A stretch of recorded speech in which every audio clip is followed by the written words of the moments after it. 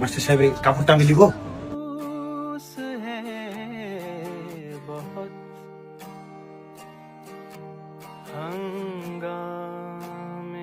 Master সাহেব আমি এগুলা নিয়ে যাই।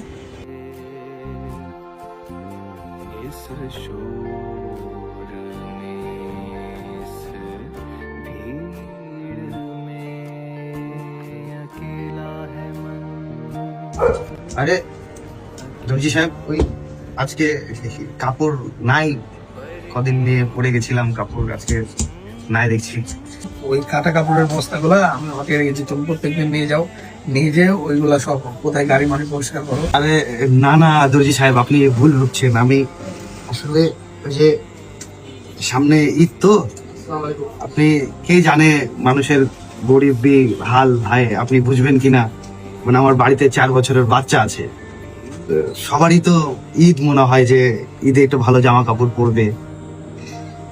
তো আমি এই যে কিছু কিছু কাপড় কুড়িয়ে কুড়িয়ে একটু এক জায়গায় করেছি। তো এই এক জায়গায় করে আপনি একটু দয়া করে যদি আমার ছেলের জন্য এই পাঞ্জাবি আর একটা পায়জামা যদি আমার বানাই দিতেন আর কি। কিন্তু এটা দিয়ে তো শুধু একটা পাঞ্জাবি হবে, পায়জামা তো হবে না। হ্যাঁ তাহলে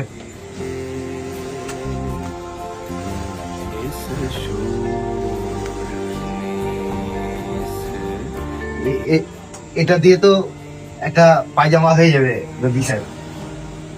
মানে দর্জি সাহেব আসলে আপনি এটা বানাই দেন, আমি আপনার মজুরির টাকা দিতে পারবো কি না জানি না, তবে আমি আপনাকে কথা দিলাম যে আমি প্রতিদিন এসে আপনার দোকান পরিষ্কার করে দিব, আপনার দোকানে পানি এনে দিব, 2 বেলা এসে দোকান পরিষ্কার করে দিব, আপনি শুধু একটু এর মধ্যে বানাই দেন।